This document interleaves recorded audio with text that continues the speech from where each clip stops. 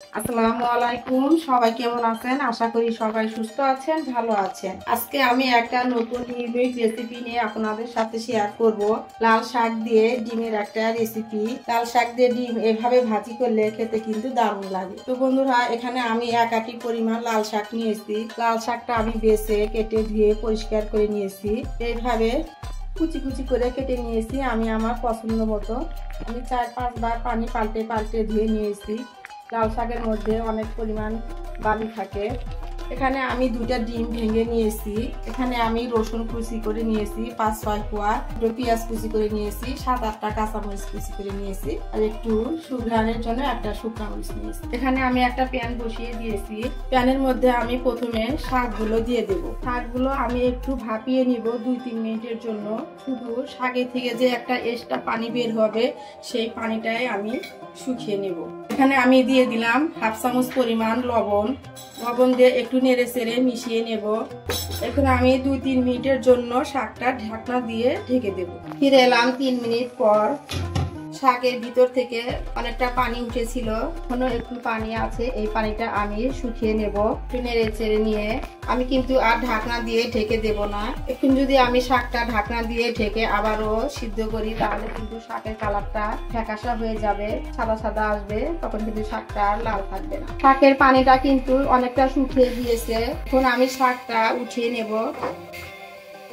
শাকটা উঠিয়ে নিয়ে আমি প্যানটা ভালো করে ধুয়ে নিয়েছি, নিয়ে গরম করে নিয়েছি। এখন তেল দিয়ে দিলাম। তেলটা আমার পরিমাণ মতো করে আমি দিয়ে নিলাম। তেলটাও গরম হয়ে গিয়েছে।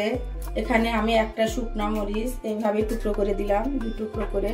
একটু ভেজে নেব কয়েক সেকেন্ড মরিচটা, সুগন্ধ বের হওয়ার জন্য। এখন আমি দিয়ে দিলাম রসুন কুচিগুলো। রসুন কুচি একটু ভেজে নেব। এখানে আমি 5 কোয়া রসুন কুচি করে নিয়েছি। দিয়ে দিলাম পেঁয়াজ কুচি আর কাঁচামরিচ কুচি। ভালো, এটাকে একটু আমি লাল লাল করে ভেজে নেব। আপনারা যারা আমার ভিডিওটি দেখছেন, প্লিজ দেখার শুরুতে একটি লাইক দিয়ে দেবেন। আপনাদের একটি লাইক আমার ভিডিওটি অনেকের কাছে পৌঁছে দিতে সাহায্য করবে। আর যদি বেশি ভালো লেগে থাকে, তাহলে আমার চ্যানেলটি সাবস্ক্রাইব করে দিবেন। সাবস্ক্রাইব করে পাশে থাকা বেল বাটনের অল অপশনটি প্রেস করে দিবেন, যাতে করে আমি কোনো ভিডিও ছাড়ার সাথে সাথে আপনার কাছে নোটিফিকেশন চলে যায়। আর যারা অলরেডি এই কাজটি করে দিয়েছেন, আপনাদের সবাইকে জানাই অসংখ্য অসংখ্য ধন্যবাদ। পেঁয়াজটা আমি একটু ব্রাউন কালার করে ভেজে নেব। আমি পেঁয়াজ রসুন মরিচটা লাল করে ভেজে নিয়েছি। এর চেয়ে বেশি আর ভাজা যাবে না। এই পর্যায়ে আমি ভাপিয়ে রাখা লাল শাকগুলো দিয়ে দিলাম। শাকটা আমি এখন ভালোভাবে নেড়ে চেড়ে মিশিয়ে নেব।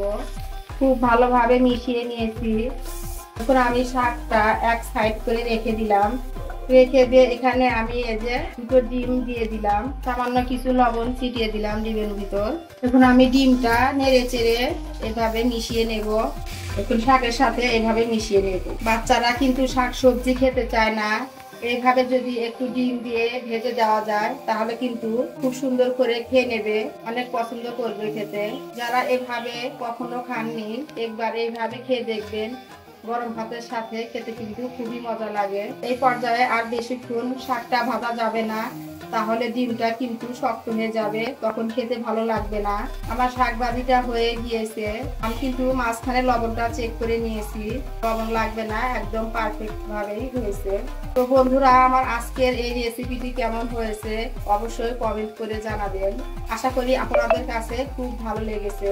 আজ আমার ভিডিওটা এই পর্যন্ত। সবাই ভালো থাকবেন, সুস্থ থাকবেন। পরবর্তী ভিডিও দেখার আমন্ত্রণ রইল। আল্লাহ হাফেজ। আসসালামু আলাইকুম।